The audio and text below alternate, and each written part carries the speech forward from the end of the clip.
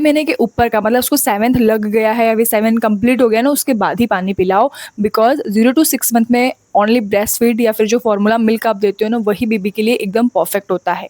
क्योंकि हम as a parents हम भी जानते हैं कि बहुत ज़्यादा गर्मी है, और मुझे बहुत सारे डीएम्स भी आते हैं इंस्टाग्राम पे कि मेरा बेबी 4 मंथ का है बट इतनी गर्मी में मैं उसको पानी नहीं दे सकती क्या? देखो, हम जो आप जो ब्रेस्ट फीड कराते हो ना, ब्रेस्ट फीड में 70% पानी ही होता है। सो ऐसा मत सोचो कि उसका गला सूख रहा है, उसे प्यास लग रही है, ऐसा नहीं होता। जब भी आप ब्रेस्ट फीड कराते हो तो पानी भी उसके अंदर जाता है। सो अगर आप मेरे इस चैनल पे नए हो तो प्लीज़ सब्सक्राइब करना, इस चैनल को लाइक करना है वीडियो को, और जो न्यू मॉम बने हैं 0 टू 6 मंथ के मॉम्स को इस वीडियो को ज़रूर से भेजना, बिकॉज़ ये उनको हेल्पफुल करे। Hello guys, welcome back to our YouTube channel. जैसे मैंने आपको कहा था कि नेक्स्ट वीडियो और इन्फॉर्मेटिव लेके आऊँगी, जो है अगर आपका बेबी 0 टू 6 मंथ का है तो कौन सी ऐसी बातें हैं जो आपको एक्चुअली ध्यान रखनी चाहिए, कौन से ऐसे मिथ हैं जो आपको बिल्कुल भी अवॉइड करना है, नहीं सुनना है लोगों की। ओके, तो इसमें फर्स्ट यही है कि अगर जैसे मोस्ट आस्क्ड क्वेश्चन यही होता है कि बच्चों को पानी पिला सकते हैं, पानी पिला सकते हैं क्या? तो यही आंसर रहेगा कि देखो, अगर आपका बच्चा 6 महीने के ऊपर का हो गया है ना, तो आप उसको फिर पिला सकते हो, कोई इशू नहीं है। पर 0 टू 6 ट्राई करिए कि आप सिर्फ ब्रेस्ट फीड या फिर फार्मूला पिलाओ, बिकॉज वही बेस्ट होता है। सेकंड, बहुत लोग पूछते हैं कि हम बच्चों को काजल लगाना चाहते हैं मैडम।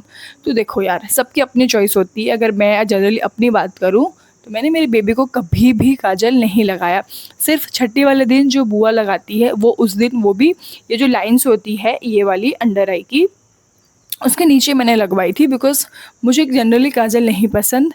और मतलब मैं लगाती हूँ वो भी कोई ओकेजनल में, लेकिन बेबी क्योंकि डॉक्टर्स भी मना करते हैं बिकॉज़ काजल केमिकल भरा होता है। घर पे भी बनाते हैं बहुत सारे लोग, बट मुझे नहीं पसंद पहले से, तो मैंने कभी भी नहीं लगाया। तो काजल आप भी अवॉइड करो, बिकॉज़ डॉक्टर भी मना करते हैं, इतना सेफ़ नहीं है फॉर बेबी। ओके।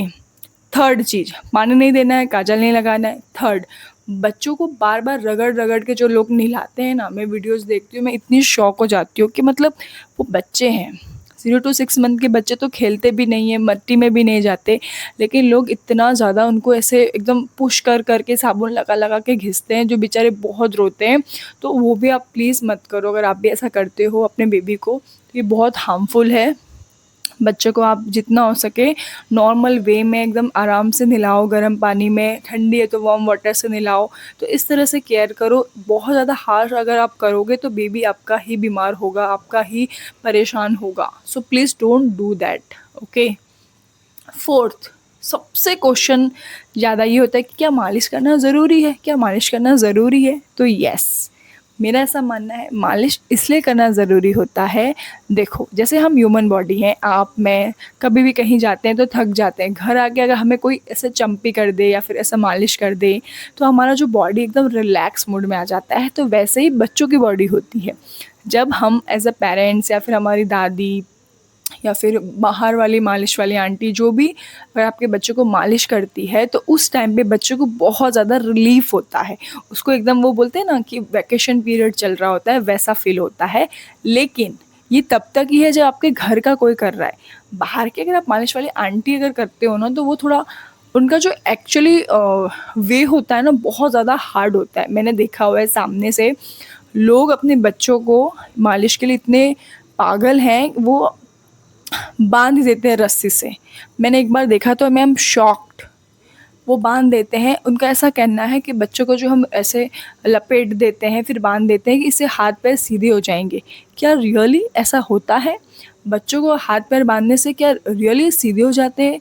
एक नेचुरल प्रोसेस है गाइस, ऐसा नहीं होता। तो अगर आप लोग ऐसा कुछ कर रहे हो तो स्टॉप दिस नॉनसेंस, बिकॉज़ ये बिल्कुल अच्छा नहीं है आपके बेबी के लिए। अगर आप चाहते हो अपने बच्चे बच्चे को मालिश करना है तो आप खुद से करो, और सॉफ्ट सॉफ्ट जेंटली करिए। क्योंकि मेरे टाइम पे मेरे जो मदर इन लॉ है उन्होंने किया था, उसके बाद मैंने किया। मैंने आई थिंक 7 टू 8 मंथ तक ही किया था मालिश, उसके बाद मैंने नहीं किया। और यूवी भी मालिश से यूवी भी इंजॉय करता था। कभी रोता था तो हम छोड़ देते थे। नहीं, कोई भी चीज़ हमको ऐसे नहीं करनी है कि एकदम वो लगे कि हम एकदम बेचैन होके कर रहे हैं, हम उसको रूड होके कर रहे हैं। तो ऐसा नहीं करना है। जब तक वो इंजॉय करता था तभी तक हम उसको करते थे। जैसे उसका स्टार्ट हुआ क्रैंकी क्रैंकीनेस होना, तो हम छोड़ देते थे। तो आपको भी वही करना है। मालिश का मतलब होता है कि बॉडी रिलैक्स हो रही हो। अगर उल्टा बच्चा रोता है तो क्या मतलब है उसका, आप खुद सोचो।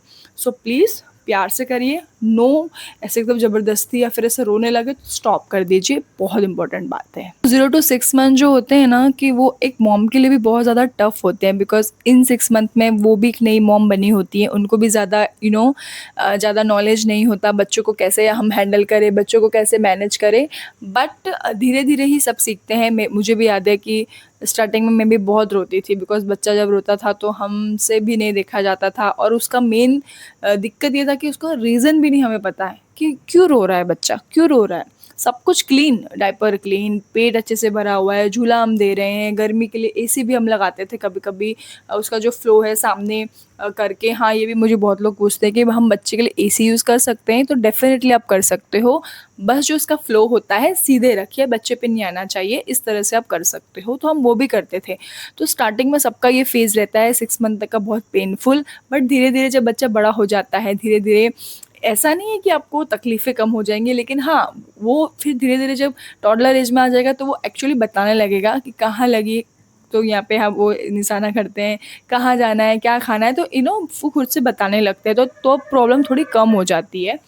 बट ऐसा नहीं है कि बिल्कुल कम हो जाएगी, बिकॉज़ टॉडलर होने के बाद तो जो दिक्कत अभी आ रही है, क्या बताऊँ मैं? आप जब वो लाइफ़ जी रहे होंगे ना, आपको तभी पता चलेगा। एंड बस यही है, नॉर्मल सी बातें।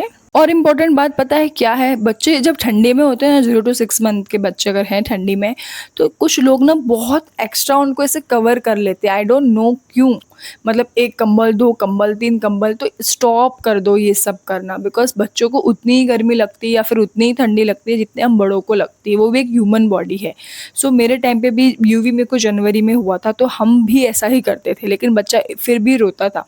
एंड देन जब हम डॉक्टर से मिले कि इस तरह से करता है, तो उन्होंने हमसे यही पूछा कि आपका बच्चे को आप जो उड़ाते हो कितना उड़ाते हो? तो हमने बताया कि हम 4-5 लेयर उड़ाते हैं। एंड देन डॉक्टर ने कहा कि ये सब आप करना बंद कर दो, बस 1 ब्लैंकेट काफ़ी है। तो हमने क्या किया, सेकंड डे से कि हमने बेबी के ऊपर पहले एक कॉटन का जो चद्दर टाइप होता है वो लगाया, उसके ऊपर हमने ब्लैंकेट रखना चालू किया। And guess what guys, second day से हमें बहुत अच्छा उसका मतलब बेनिफिट मिला। बेबी थोड़ा भी अनकंफर्टेबल नहीं लग रहा था, वो अच्छे से सो रहा था। तो अगर आप बहुत ज़्यादा उड़ाते हो ना बच्चों को या फिर ढकते हो, तो वो भी बहुत हार्मफुल है। तो या फिर मेक श्योर करो एक करो, वो भी इनफ है। ओके। सो अगर ठंडी में और गर्मी में है तो ज़रूरत है ही नहीं। अच्छा, एसी आप यूज़ कर सकते हो, लेकिन फ्लो आप सामने रखिए, कोई इशू नहीं है। तो इस तरह की छोटी-छोटी चीज़ें आप प्लीज़ ध्यान रखिएगा। तो बस ये थी छोटी-मोटी टिप्स जो मैंने फ़ॉलो की थी जब यूवी था 6 मंथ का। मैंने पानी नहीं दिया, काजल नहीं लगाया, उसको नहलाने में बहुत ज़्यादा ज़बरदस्ती नहीं की, झूले का यूज़ किया था, बट एक-एक टाइम में जिसको उसको झूले का भी इतनी आदत ना पड़े। प्लस और भी छोटी-मोटी बातें मैंने ध्यान रखी थी। मैंने एसी भी यूज़ किया था, बट सामने इसका फ्लो रखा था, जो मैंने पूरी वीडियोज़ में आपको बताया है। So thank you so much for watching. अगर आप नए हो तो चैनल को सब्सक्राइब कर देना, लाइक कर देना वीडियो, और ऐसे ही आपका सपोर्ट रखिएगा। बहुत जल्द मिलूँगी आपको नेक्स्ट वीडियो में, और वीडियो को ज़रूर शेयर करना न्यू मॉम्स को। Bye guys.